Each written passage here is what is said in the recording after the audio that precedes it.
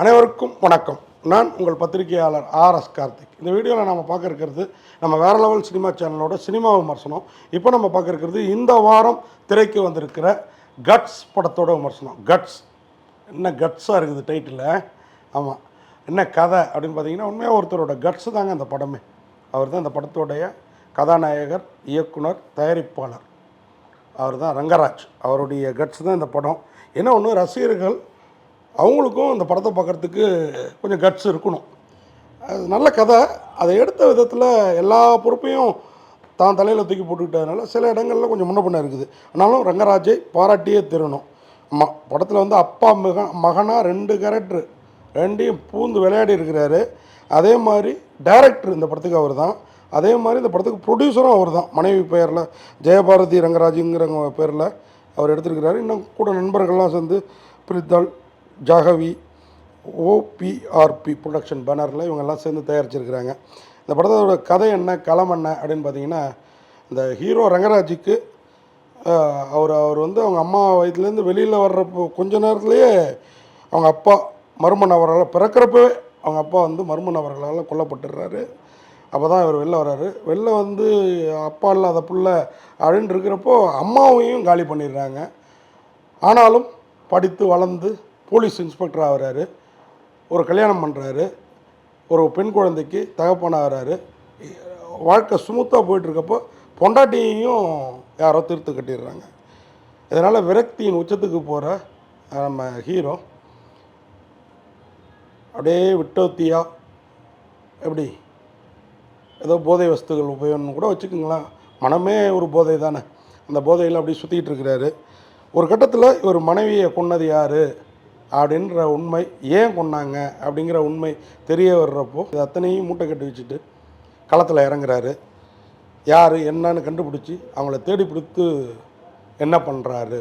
அவங்கள தேடி பிடித்தப்போ இவங்க மனைவியோட கொலைக்கும் இவங்க அப்பா அம்மாவோட கொலைக்கும் என்ன சம்மந்தம் அப்படிங்கிற உண்மையும் தெரிய வருது. உண்மையாக வேறு லெவலில் கட்ஸாக ஒரு கதையை உருவாக்கியிருக்கிறாரு. அதை திரைக்கதையாக பண்ணதுலேயும் அதை காட்சிப்படுத்தலையும் கொஞ்சம் ரசிகர்களை படுத்துகிறாரு, அவ்வளோதான். விவசாயி பத்தனசாமிங்கிற கேரக்டரில், அப்பா கேரக்டர்லையும், போலீஸ் இன்ஸ்பெக்டர் ரங்கராஜ் கேரக்டர்லையும் அப்பா மகனாக 2 கேரக்டர்லையும் நடிச்சிருக்கிறார் இவர். இது இல்லாமல் முதல் படத்துலேயே துணிச்சலாக 2 வேடங்களில் நடிச்சிருக்கிற இவர். அவருக்கு துணிச்சல் இருக்குது, ரசிகர்கள் துணிச்சல் இருக்கான்னு கேட்குறீங்களா? இல்லை, ஓரளவு நல்லா தான் இருக்கிறாரு. நடிப்பு தான் கொஞ்சம் முன்ன பின்ன இருக்குது, ஓகேங்களா. காதல், சென்டிமெண்ட், ஆக்ஷன் அத்தனையும் புழிஞ்சிருக்கிறாருங்க படத்தில். எல்லா ஏரியாவிலையும் அப்படி கால் பதிச்சு போயிருக்கிறாருன்னே சொல்லலாம்.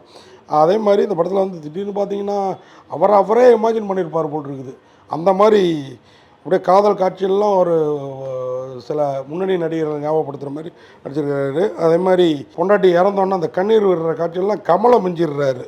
அது மாதிரி அப்பா கேரக்டர் பெரிய மீசையோடையும் அருவாலோடையும் சுற்றுறப்பெல்லாம் பார்த்தீங்கன்னு வச்சுக்கிங்க, அதாவது மிஞ்சிடுறதா நினச்சிட்டு நடிச்சிருக்கிறாரு. அது மிஞ்சினாரா இல்லையான்னு நீங்கள் படம் பார்த்து தெரிஞ்சுக்கிங்க.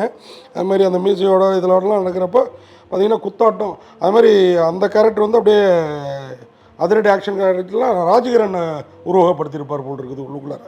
இது இல்லாமல் இந்த குத்தாட்டம் போடுறது இருக்குது பாருங்கள், ஒரு பாட்டு, ஒரு கல்லுக்கடையில் சும்மா ஃபுல்லாக மப்பு ஏற்றிக்கிட்டு குத்தாட்டம் போடுறதில் அந்த குத்தாட்டக்காரியை விட இவர் அதிகமாக குத்து போடுறாருங்க. பருத்தி வீரன் கார்த்தி மாதிரின்னு நினச்சிருப்பார் போல் இருக்குது. இப்படி யாரையோ நினச்சிக்கிட்டு அவளை நினச்சி உரலை அடித்தாராங்கிறத நீங்கள் படம் பார்த்து தெரிஞ்சிங்க. நடிச்சிருக்கிறாரு. அது மாதிரி இவருடைய ஜோடியாக சுருதி நாராயணன், அப்பா கேரக்டருக்கு ஜோடியாக, அந்த சொன்னேன் இல்லைங்களா, அந்த அப்பா கேரக்டருக்கு ஜோடியாக விவசாயி பத்தனசாமி கேரக்டருக்கு கடைசியில் படத்தை கொண்டு வந்து விவசாயம் சார்ந்து முடிக்கிறப்ப நமக்கு ரொம்பவே ஹைப்பாக இருக்குது. அதுதான் இவருடைய இதில் வந்து பியூட்டி. சுருதி நாராயணன் கிராமத்து பெண்மணியாக, நாளைக்கு முன்னாடி வந்து பிறந்த மணியாக சில வீடியோக்களில் வந்த சுருதி நாராயணன் இதில் கிராமத்து பெண்ணியாக செட்டில்டாக நடிச்சிருக்கிறாங்க. அது மாதிரி மகள் கதாபாத்திரத்துக்கு வந்து ஜோடியாக நான்சி, அவங்களும் பிரமாதமாக பண்ணியிருக்கிறாங்க. இது இல்லாமல் மூத்த காவலராக நடிச்சிருக்கிற டெல்லி கணேஷ், அவர் வந்து உண்மையாக டெல்லி கணேஷ்னாலே தெரியும், மறைஞ்சிட்டார் இன்றைக்கி, ஆனாலும் அருமையாக நடிச்சிருக்கிறாரு. மறைவுக்கு முன்னாடி எடுத்த படம்னு நினைக்கிறேன். சாய் தீனா குணச்சித்திர வேடத்தில் இதில் நடிச்சிருக்கிறாரு.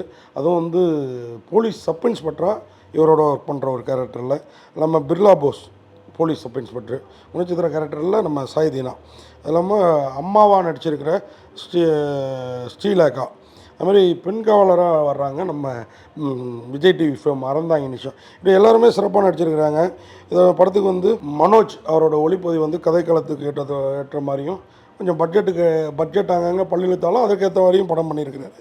ஜோஸ் பிராங்க்லின் அவருடைய இசையில் வந்து பாடல்கள்லாம் உண்மையாக வேறு லெவலில் இருக்குது அப்படின்றது வந்து உண்மை. அதை பிக்சரைசேஷன் பண்ண விதம் வந்து கொஞ்சம் முன்ன பின்ன இருக்கலாம். இப்படி சொல்லிக்கிட்டே போகலாம். அந்த படத்தில் மொத்தத்தில் படத்தொகுப்பாளர் ரஞ்சித் இந்த கட்ஸுக்கு இன்னும் சில இடங்களில் கட்ஸ் கொடுத்துருந்தா இந்த படம் வேறு லெவலில் மக்கள் மனதில் ஃபிக்ஸ் ஆகிருக்கும் அப்படிங்கிறத சொல்லி விடைபெறுறேன். நன்றி, வணக்கம்.